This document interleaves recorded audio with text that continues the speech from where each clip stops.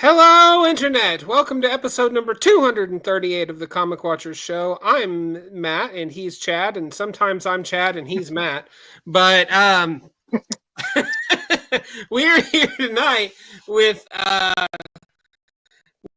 Tom Scioli. He is going to talk to us about Godzilla's Monsterpiece Theater and The Great Gatsby and a whole lot of other fun stuff. So, Tom, welcome. Thanks, Matt. It's good to be here again. Yeah, dude, we're excited. So I read the first issue, and I have to say, I loved it. I think I think anyone that reads it is going to love it. Tell us a little bit about.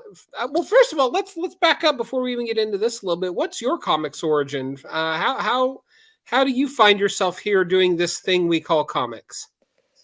Wow. Yeah.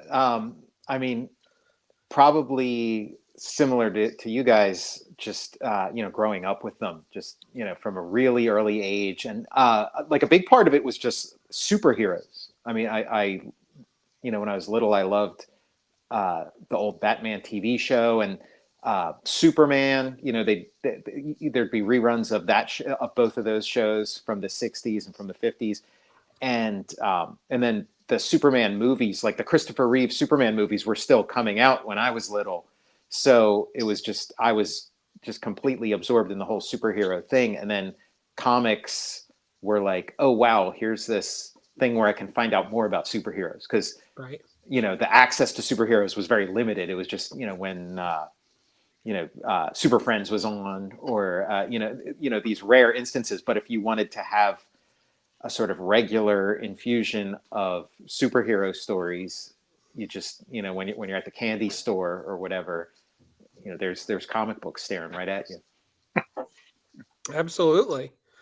So tell us a little bit about Godzilla's Monsterpiece Theater, because nobody would believe me if I just outright told them. Yeah, I mean, it's Godzilla versus Gatsby. It's that simple. It's the two G's, the two big G's going at it. Throw Galactus into the mix, right? And Why you got not? 3 Gs. We got to work our way up to 5G. Yeah, yeah. So we're okay. Let's just get into inspiration, because there's a lot to unpack here. Where in the world do you come up with the idea of Godzilla versus Gatsby? Well, it's I mean, it kind of makes sense in the rearview mirror, where I start looking at what I was sort of working on leading up to it and things. But yeah, I mean, the idea just came to me, but it was the result of talking to IDW for a couple years about doing some kind of Godzilla project, and just how about this, how about that, just an ongoing conversation. And eventually we got to the point where we were talking about all the stuff that was going to be entering the public domain, Steamboat Willie, like all that kind of stuff. So it was kind of like, oh, do you have any public domain ideas that could be incorporated into Godzilla? And then that's what came to me was Gatsby versus Godzilla. I mean, it's and so it was just sort of this like inspiration that just sort of happened. But looking back, I had been working on Godzilla pitches. So like Godzilla was such a big part of my psyche and my work life for the past couple of years, as I was working on various pitches and things. But then also I'd been working on different adaptations and adaptations of classical literature and more modern novels and things. Just kind of batting around different things I could do. And then also Sherlock Holmes. I've been sort of toying around with some Sherlock Holmes stuff. So looking back, it's kind of like, oh, this was a sort of nexus point where all these different things that I was interested in could sort of coexist and merge together. But yeah, in that moment, it was just it just came to me. I figured out the fourth G, and you've done this G before, G.I. Joe. G.I. Joe, yeah, and then GoBots could be the next one. We have 5 Gs. There it is. We got it. We got it going on. There's the sequel. So I assume you read like most of us, you read F. Scott Fitzgerald in high school. Is there any sort of metatextual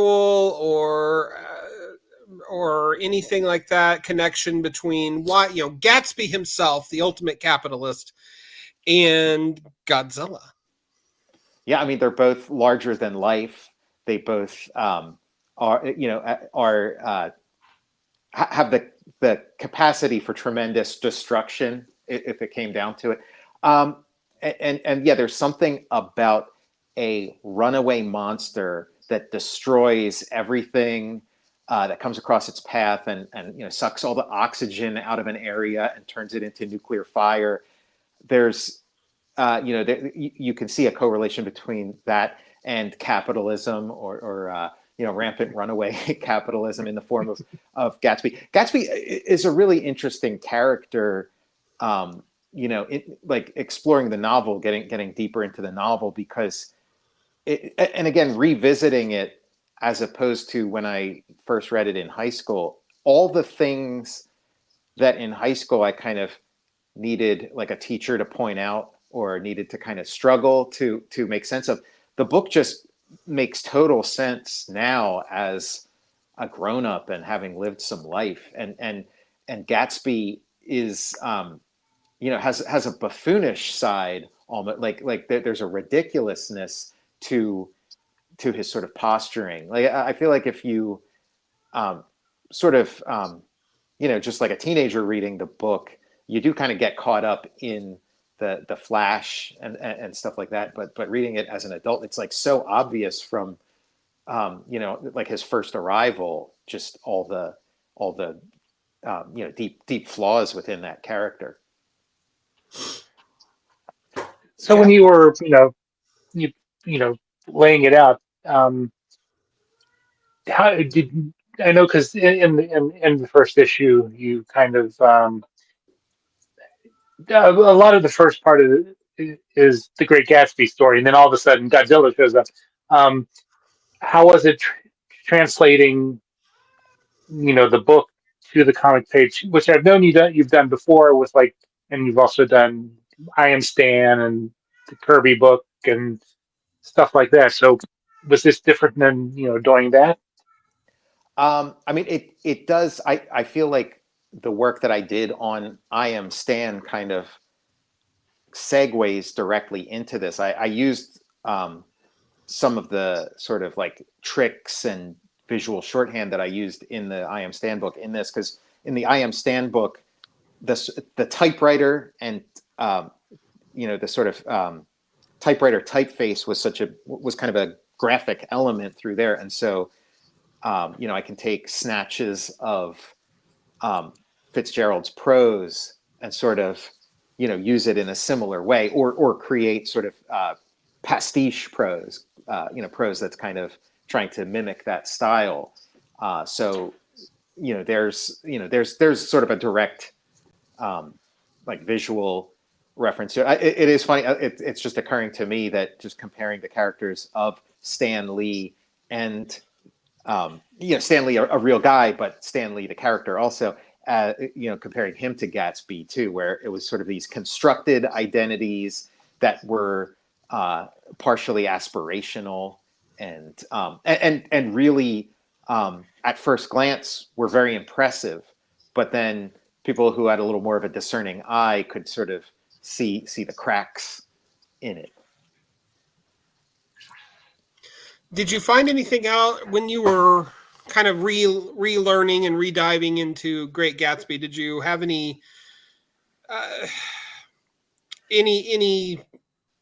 big moments, any big revelations? I mean, you said it was easier to read as an adult than it was in high school. I would agree with you on that aspect, though I haven't read it since high school. But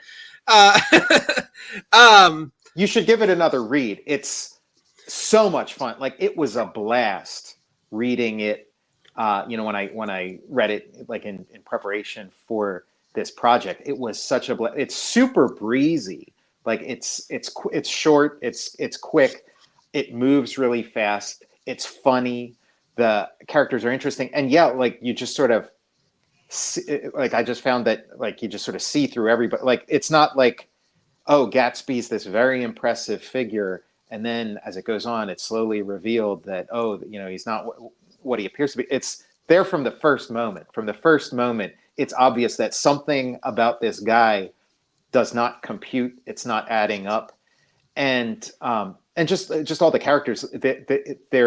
The characters are so interesting and complicated, but there isn't a ton of like it's very lean. So it really just sort of lives through dialogue and through these sort of poetic descriptions of things. It's not overly literal.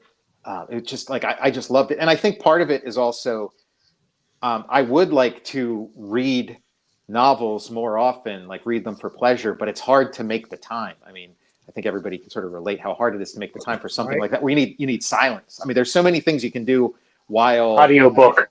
Yeah, exactly. Right. And right, audiobook. That would be a long ride, but I liked like since it was part of work, I could really justify it. It's like, okay, well, I have to, you know, take this book, sit down and read it because it's work. So it kind of gave me this space where I could just really enjoy just the pleasure of reading a novel where I feel like it's been a while.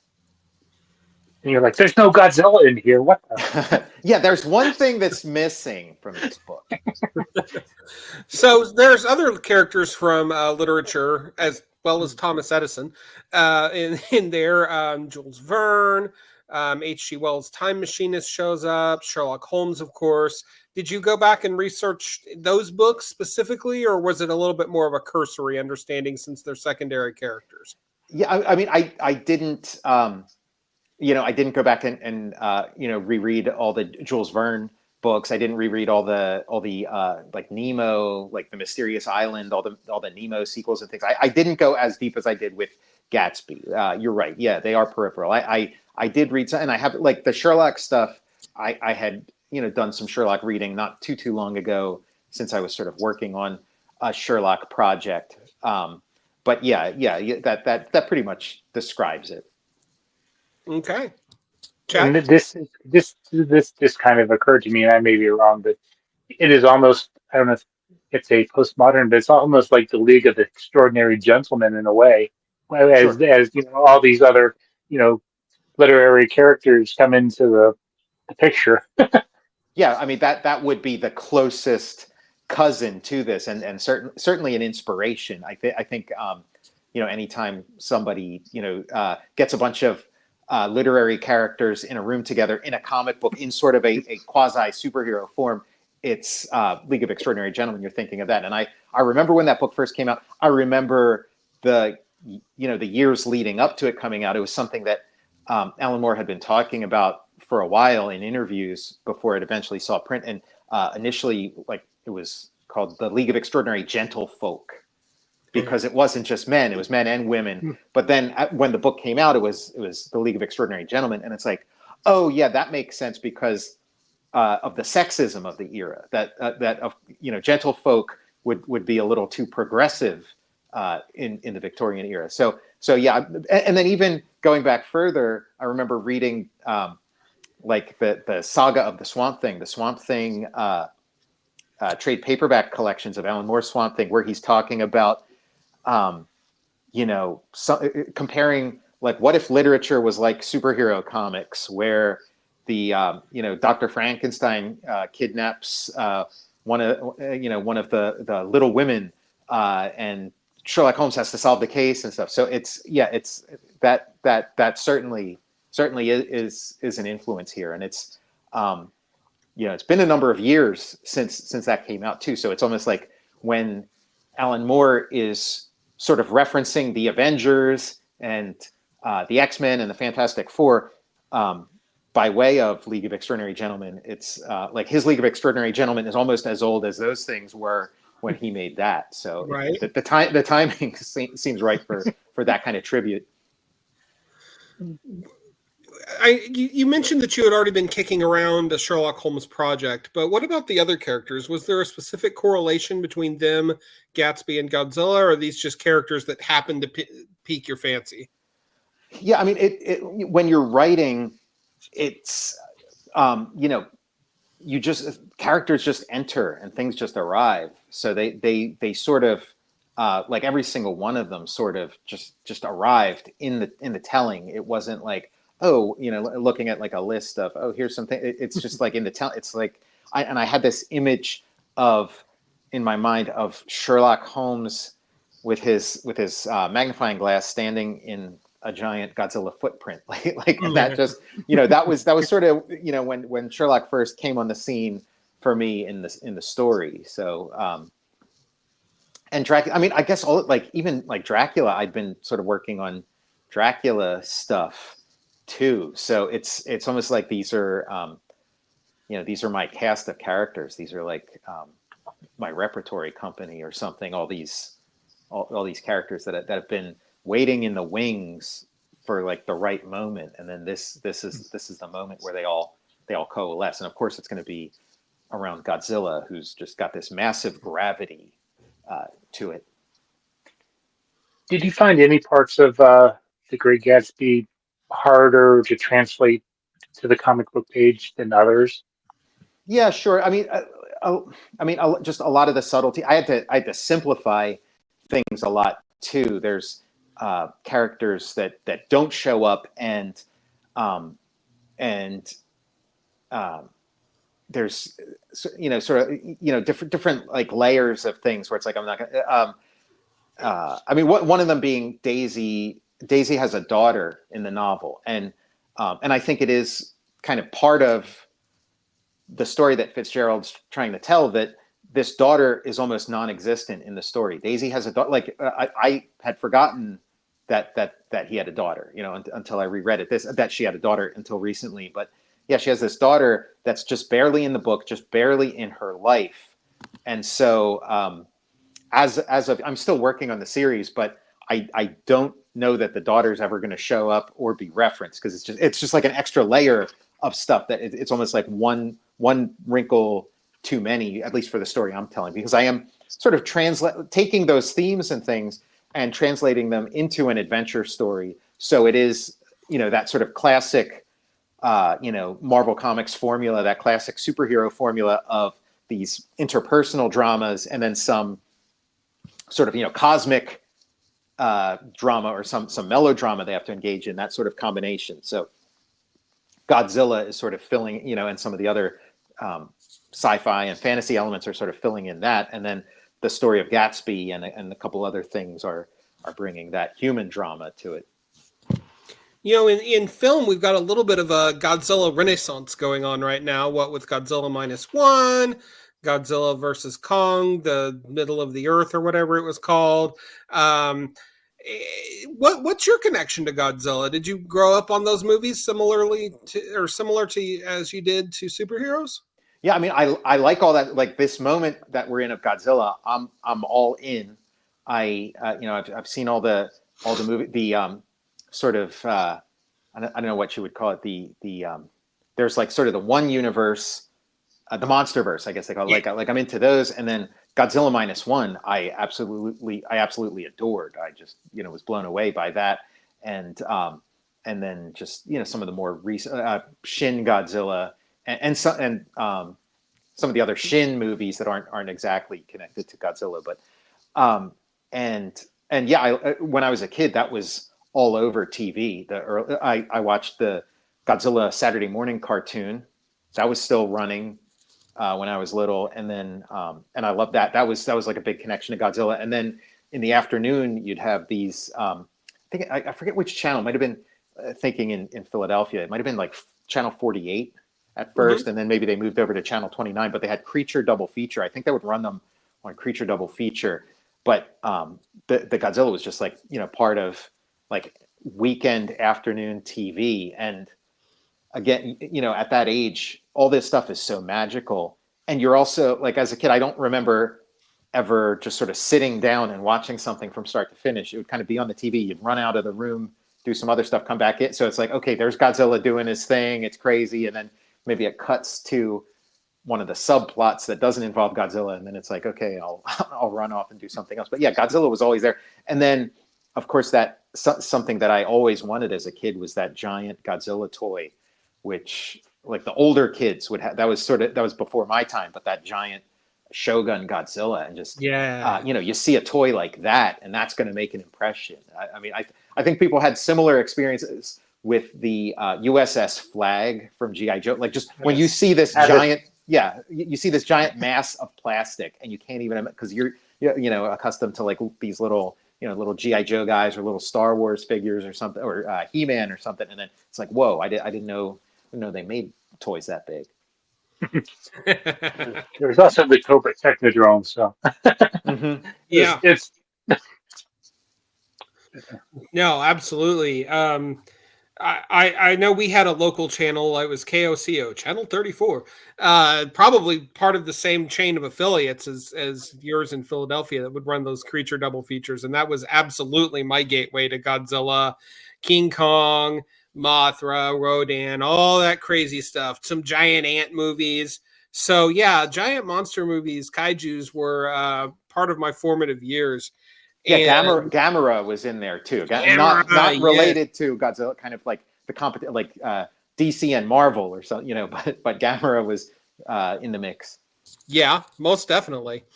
Yeah, between those and the Universal monsters, like my ages 7 to 9 or so, my Saturday afternoon was booked every weekend. Yeah, and then there'd be occasionally there'd be like a Laurel and Hardy movie. It would be like Laurel and Hardy with like talking, not the silent ones. And then Abbott and Costello. There'd be Abbott and Costello movies all the time when I was little. And then you got when Abbott and Costello would meet the monsters, when they'd meet Frankenstein or the Invisible Man or something. Yeah. Yeah, there you absolutely. go. Abbott and Costello meet Godzilla. Sure. Why the hell not? I'm game. We've gone this far. It seems like a natural next step. It kind of does. Natural progression. I'd love to see a return of that kind of comic. Sort of, you had them into like the 60s, maybe even the 70s, where you'd have Bob Hope, or DC would do Bob Hope comics, or Jerry Lewis comics, and sometimes it would be Neil Adams drawing it, and then occasionally, Jerry Lewis would meet Batman, kind of almost like a predecessor of those Scooby-Doo episodes where yeah, or Don Rickles would show up in the Fourth World Saga. Yes. There you go. For no reason. I don't even think Kirby knew why he was doing that. Yeah, sometimes you just don't. I mean, I think that was the comic where he wrote, "Don't ask, just buy." Yeah. So. Well, speaking of Kirby, your artwork is very heavily influenced by Kirby. So how long does it take you, once you've written out the script, to get it onto the page? I mean, pretty fast. Like I write the script, send it in for approval, and then sometimes I wait for the approval to start drawing. Sometimes I don't. But usually by the time I start writing the script, I have already done a little bit of draw. Like I kind of jump back and forth between all the different phases. It also helps with writer's block. If you're trying to write and then it's just not flowing in a particular moment, then I'll just jump to kind of just drawing some sequences and stuff, and then that'll jar some things loose, and I'll go back to the writing and back and forth. And since I do everything myself, since I'm writing, drawing, coloring, inking or lettering, I can make all kinds of changes all through the process. Oh, we lost him. Oh, there he is. Hello. Hello. Yeah. Did Godzilla step on like a power pole or something?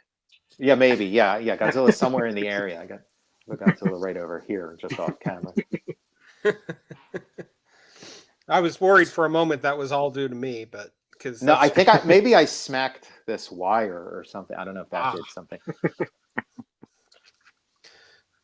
So, kind of expound on your Kirby and your love of Kirby and how it influences your work. Yeah, I mean, I am curious if like reading this comic, how much of a Kirby influence you saw in that. I mean, the cover, one of the covers obviously is like a tribute to Fantastic Four #1. So that one, obviously there's going to be a Kirby. But when I look at it, like I feel like I've moved pretty far from the Kirby influence, but again, the sort of Kirby's in my soul at this point now. So it's maybe it's invisible to me, but also somehow when you work with those paper textures and the like the flat colors and things, it also kind of helps with the Kirby, even though like I'm not specifically channeling Kirby. Like I'm not sitting there drawing a lot of squiggles or dots or the sort of things that the graphic elements that you put in when you're really trying to communicate Kirby. But again, like I'm not the right person to ask, but to me, I don't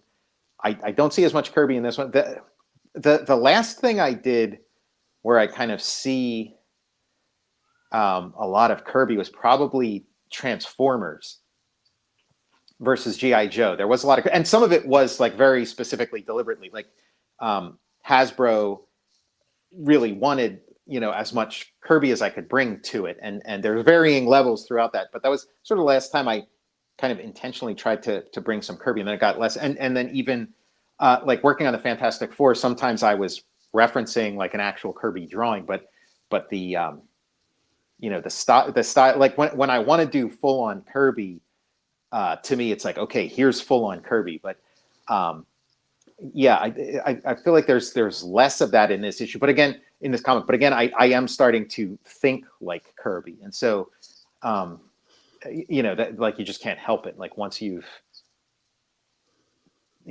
jumped into that world, part of it does come with you. It is interesting. I mean, I suppose he'll always be like a lifelong influence and was so formative for me. Like I said, it's a little invisible to me. So I don't know what you like. Did you see a lot of Kirby in that first Godzilla issue? I can see the influence. Yeah. Yeah. For me, it was again, I could see the influence, and maybe that's just knowing your other work and maybe expecting it.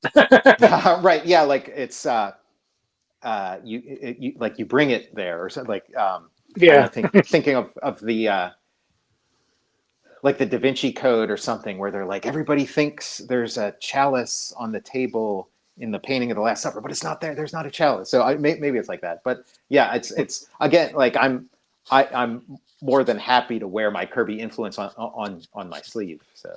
Mm-hmm.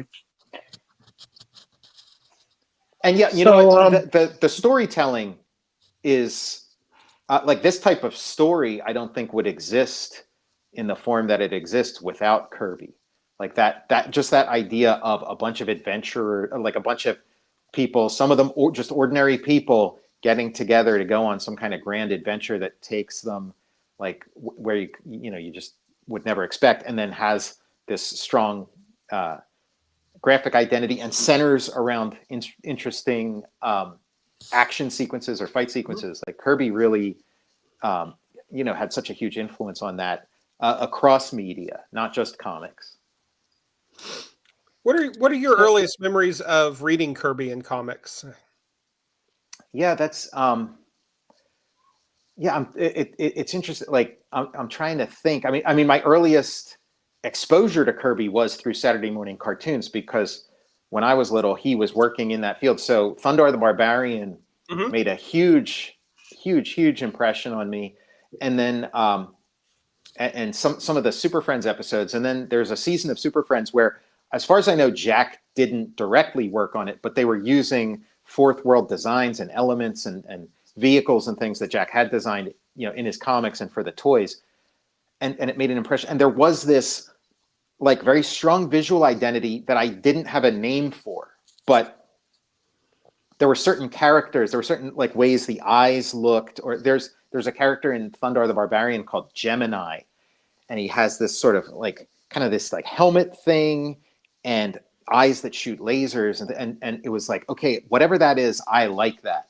And then seeing a couple years later, seeing Darkseid on the Super Friends and seeing a connection between like that those things look similar. And then there was also again, this wasn't Kirby, but it was Herb Trimpe doing a Kirby imitation. There was Cavity Creeps, this like Crest toothpaste commercial that was animated that had these superheroes defending this city of teeth from an invading army of the Cavity Creeps who looked kind of like the Thing or the Stone Men from Mars. So it was this whole like Kirby visual world that was, Kirby a couple steps removed, but still very identifiably as that. And then when I got a little bit older and got deeper into comics and discovered Kirby, it was like, oh wait, this is that guy. This is that thing that I didn't have a word for, that thing that I had a very clear understanding of, but just didn't know what to call it.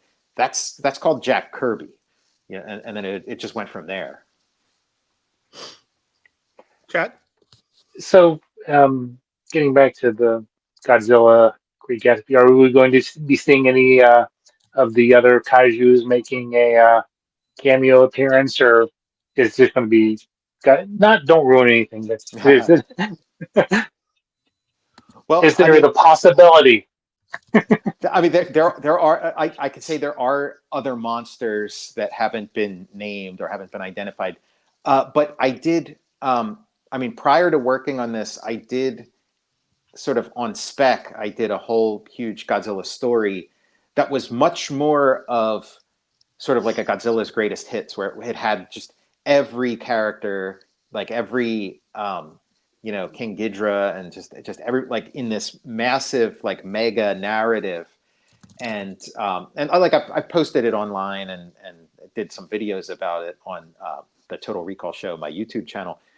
But this isn't that. This is like this is a much more tightly focused Godzilla story. And when I worked on that initial one, I was not as I didn't have my PhD in Godzilla at that point. Yeah. Like, I loved Godzilla. I was super into Godzilla. I knew a lot about Godzilla, but working on that got me my PhD in Godzilla. So now I know what a Godzilla story needs. I know what the ingredients are, and I've sort of fallen in love with that structure too. I mean, obviously I lean into the elements that speak to me more, and kind of away from some of the other elements that don't speak to me as much. But I feel like I've delivered just a classic, like a new classic Godzilla story. It's like, it couldn't be anything else. You couldn't take Godzilla out and substitute something else. It's so specifically Godzilla. So what are the elements, the classic elements? I mean, some of the things I mentioned, that there's got to be some kind of human drama, that the human drama has to really pull its own weight. It can't, and for a while I sort of, initially when I started working on a Godzilla thing, I thought, who cares about the humans? We don't care about that. Like, we want to see Godzilla. We want to see him breaking stuff, setting things on fire, fighting other monsters. But as I sort of delved deeper into all the Godzilla stuff, it's like, no, the human drama is, it just doesn't work without that. And I thought Godzilla -1 was a really good example of that. That it was sort of the best instance I'd ever seen of making that human story really, vital, and just dovetails perfectly with Godzilla.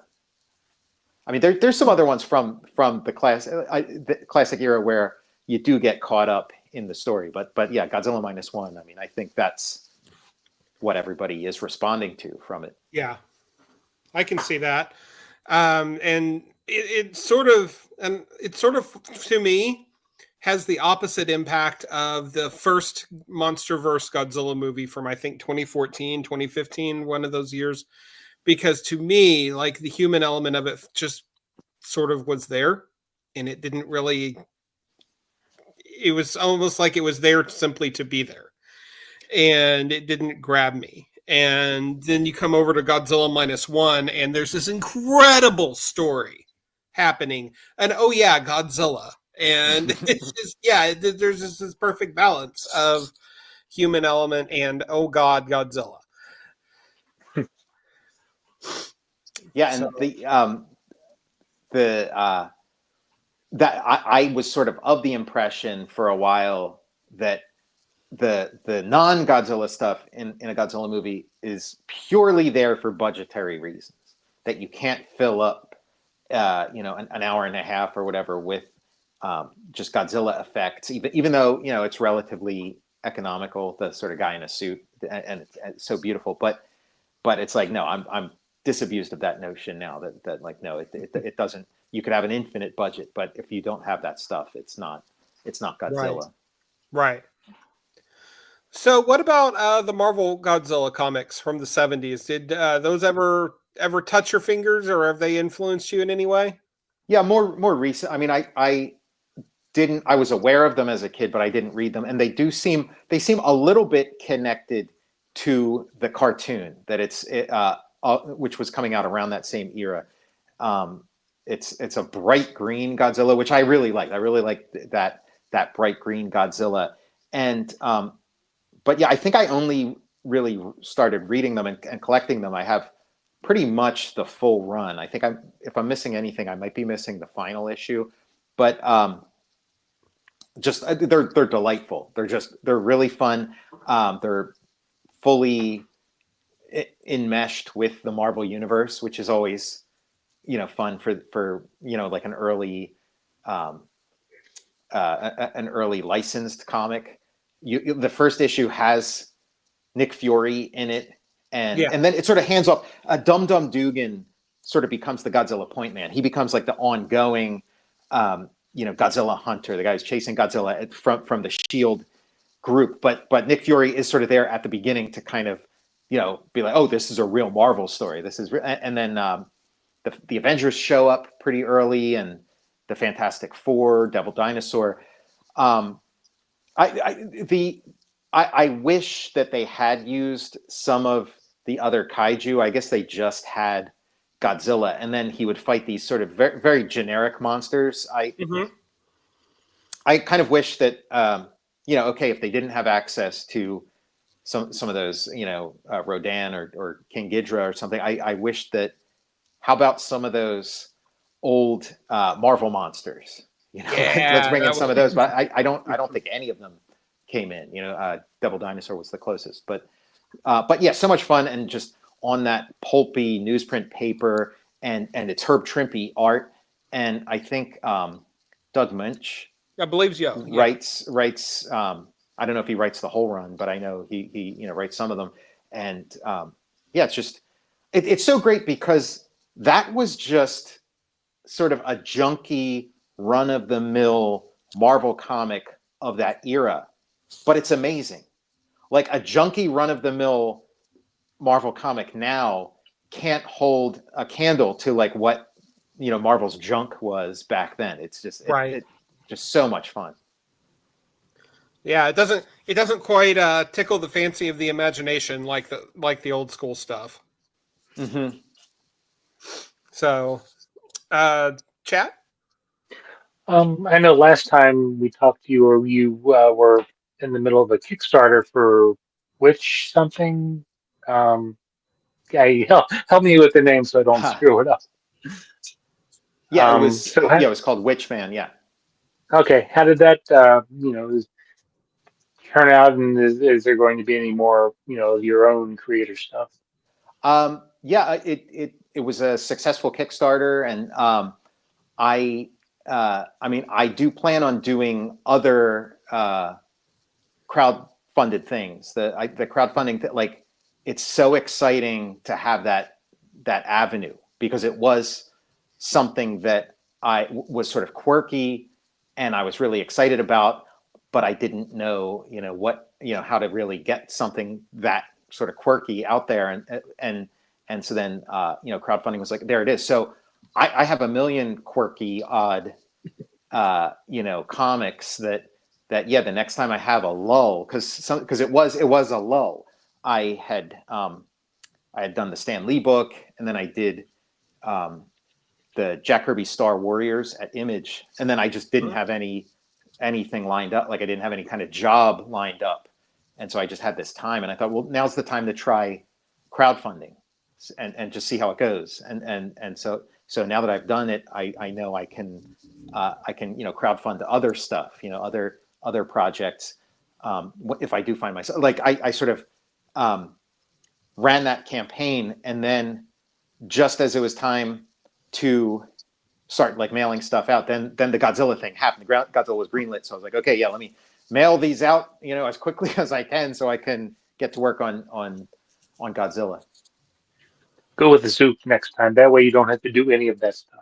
The fulfill, Yep. I didn't mind that part so much. Like going into it, it was so scary to me. Like I was like, oh my god, like just picturing these boxes and licking envelopes and stuff. And I thought, oh, but I did it, and it was actually kind of fun.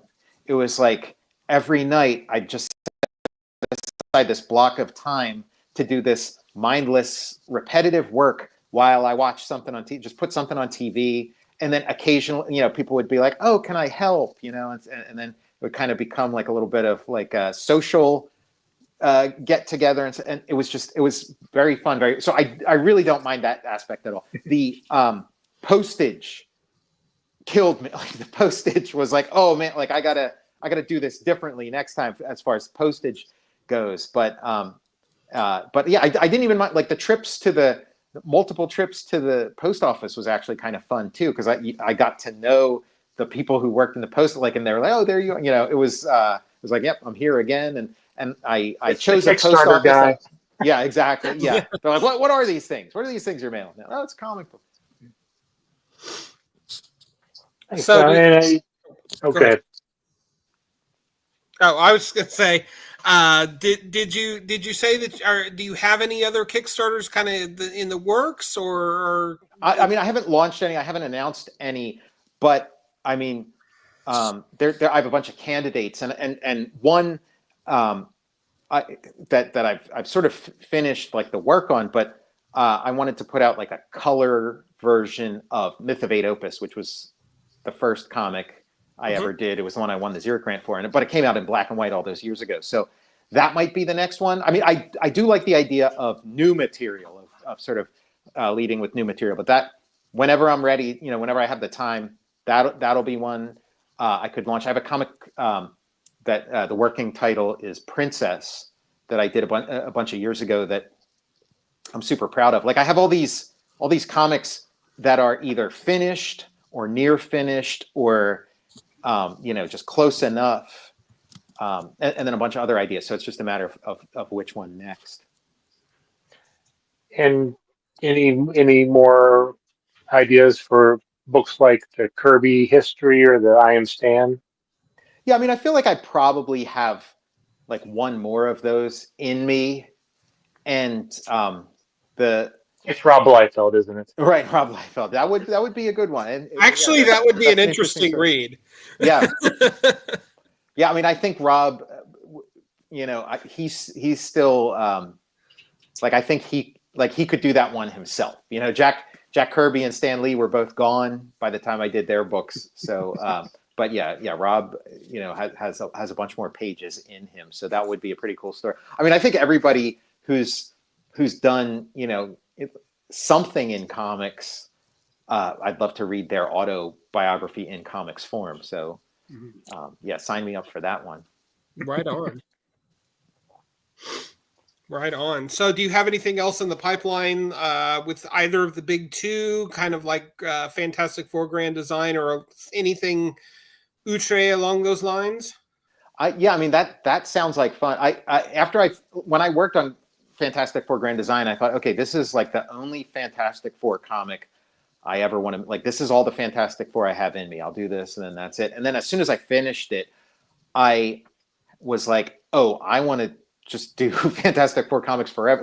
It really made me fall in love with the Fantastic Four. Like working on a Fantastic Four comic made me fall in love with them in a way I hadn't previous to that. But I don't have anything like that lined up. I have an original science fiction comic that I'm going to be doing with Image immediately. Like as soon as I finish Godzilla, that'll be the next thing I'll be getting to work on.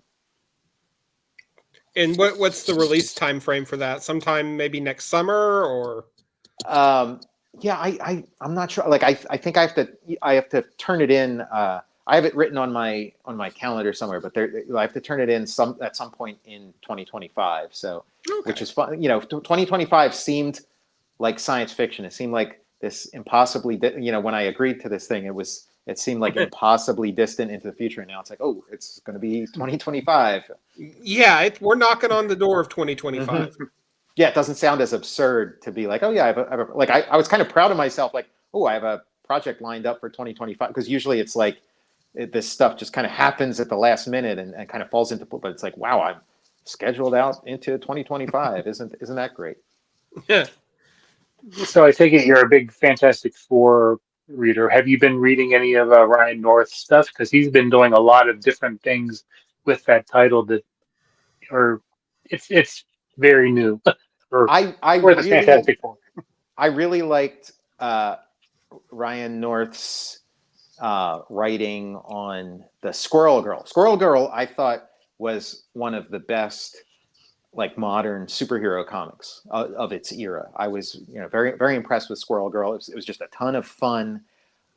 Every issue was so interesting, I read maybe like one or two of Ryan North's Fantastic Four.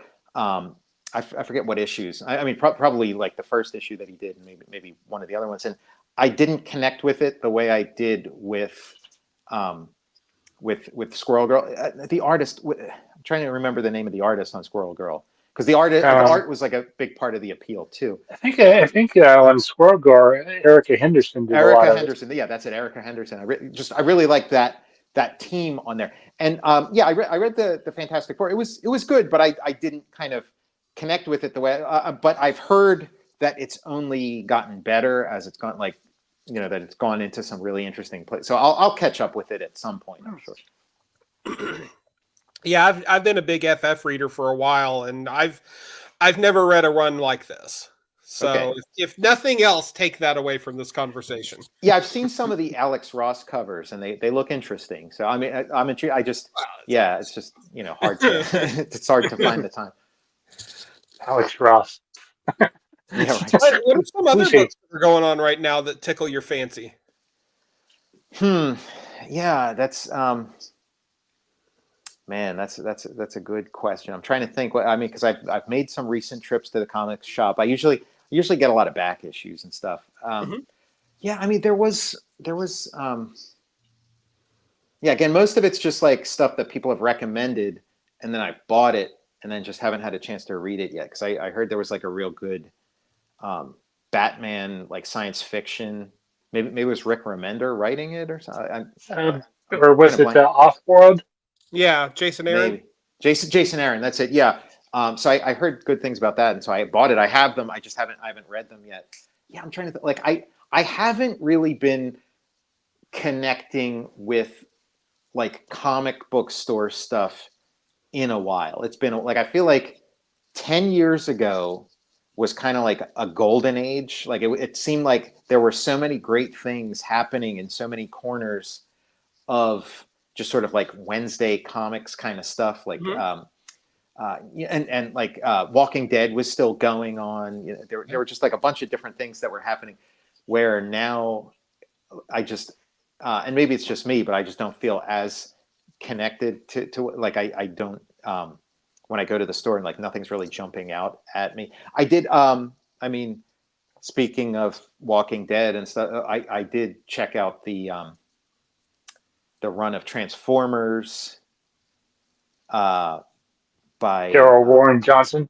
Yeah, Daniel Warren Johnson. His Transformers run, like that initial run that he drew, and then I read like, I think there was like a free comic book day issue that Ryan Ottley drew and stuff. So what I've seen of that has been a lot of fun. That was pretty cool.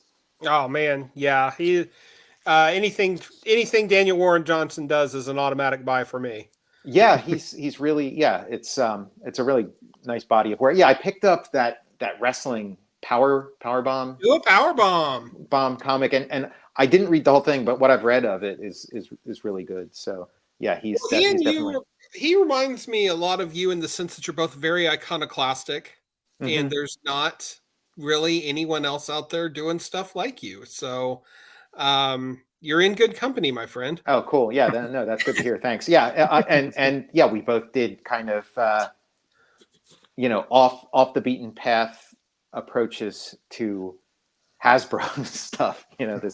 These like these holy properties that people take very seriously.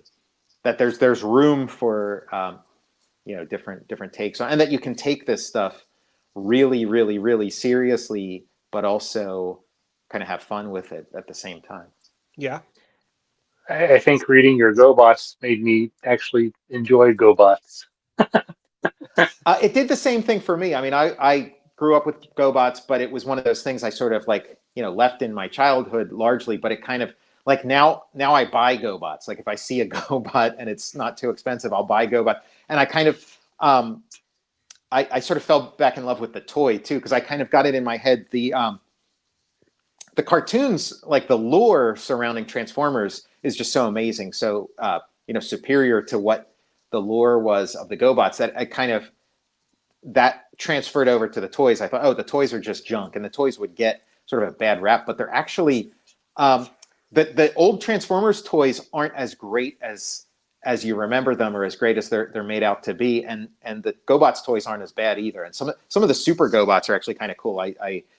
There's like the Super GoBot of Psykill, and there's just it's the because those were Bandai molds, and so it's sort of, you have Tomi Takara doing the Transformers stuff, and then you have Bandai doing the GoBots, but then also the Super Sentai series, and essentially the Power Rangers. So it's I really like that sort of Power Ranger type of transforming robot, and you see you see that the lineage in some of the GoBots toys. So how many? Sorry, just to go back to the Godzilla. How many issues is the series? It's 3 issues, 48-page issues. So it's pretty substantial, a pretty substantial stuff in 3 issues. Basically, yeah, the equivalent of like a 6-issue series. Mm-hmm. Okay. So, any other surprises you can tease about the series? Wow. Yeah. I mean, I'm working on the last issue, and some of the surprises have been sort of guessed at, and they weren't exactly concealed. I mean, some of them are right there on the cover of the first issue, but there's a couple things in my back pocket that probably for like publicity reasons, it would have been smart to like start with the like sort of trumpet that stuff right at the outset. But I wanted to have some surprises. I wanted to have some really delightful moments that you weren't expecting in each chapter. In beginning, middle, end, ending. So yeah, there's some pretty big names that do show up that you might not guess. I'm going to take you at your word for it. Yeah. It is, and it book ships monthly. Is that correct? Yeah. Mm-hmm. Okay, just making sure. So we shouldn't expect Godzilla to like show up in like Pride and Prejudice, or War and Peace and Godzilla. Yeah, I mean that would require a little bit of time travel, which again isn't. I mean, he's right there on the cover too. So. I would read the hell out of both of those. Yeah, one of the things that I've been working on for a while is the Scarlet Letter Part 2. I'm working on like a graphic novel, a sequel to the Scarlet Letter. So yeah, maybe I can talk to Toho and maybe figure a way to fit Godzilla into that. Or just run it by Greg Katzman. I mean, he seems to like you enough to let you run wild with Godzilla and Gatsby. So there you go. Mm-hmm. I'm trying to figure out what a sequel to the Scarlet Letter would be. But well, I mean, you can go on my Patreon and find out, because I posted like a version, like a sort of first draft of it on there. But it's Pearl Prynne, the daughter of Hester Prynne. She's all grown up and living her own life. So a natural place for the sequel to go. Absolutely.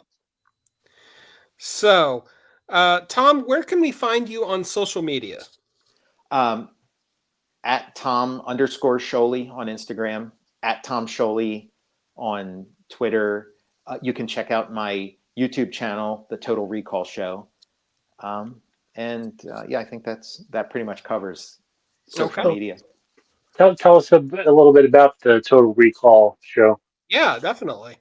Yeah, it's a pop culture YouTube show, kind of sort of modeled on sort of the cable access kind of shit. Like we're sitting there goofing around, in the same room and just talking about movies, video games. Sometimes we'll read a script, like an early draft of a movie that and sort of compare and contrast the different things. We've reviewed John Denver TV specials. Nice. Just anything. Sometimes we'll do like a Star Trek episode, but the first Star Trek movie we reviewed was Star Trek V, The Final Frontier. So that gives you a sense of where we're coming from with things. And then also I'll do comic book reviews and stuff on there too. Mm-hmm. Awesome. And that's something we could check out on YouTube, correct? On YouTube, yeah, The Total Recall Show. Sweet. Well, Tom, thank you so much for joining us. The comic is Godzilla's Monsterpiece Theater. Issue 1 is on sale next week, I believe. I think in 2 weeks. 2 weeks. Okay. 2 weeks. Yeah. So it's getting there. Again, another thing that seemed like it was in the impossibly distant future is now just about here. Right. Tell me about it. I'm working on stuff at my day job that won't see fruition until 2034. So it'll be here before you know it. Don't tell me that. That's just how it works. That is just how it works. So, well, Tom Scioli, thank you so much for hanging out with us and talking about Godzilla and Gatsby and all the great things in between. So, Chad, who do we have next week or on our show? Next week is New York City Comic Con. So maybe Mike and myself, if we're free. Live from New York Comic Con. Live from New York. In Saturday night. So, all right. Well, Tom, thank you so much for hanging out with us. And thank you, everybody who listened. Go out there, support your local comic book store. Be a good person in the world. And above all else, don't be a jerk. Okay? There's just too much of that in the world. Be better. Be good. Until then, now next time, we are the Comic Watchers, and this is our show. Thank you very much for listening.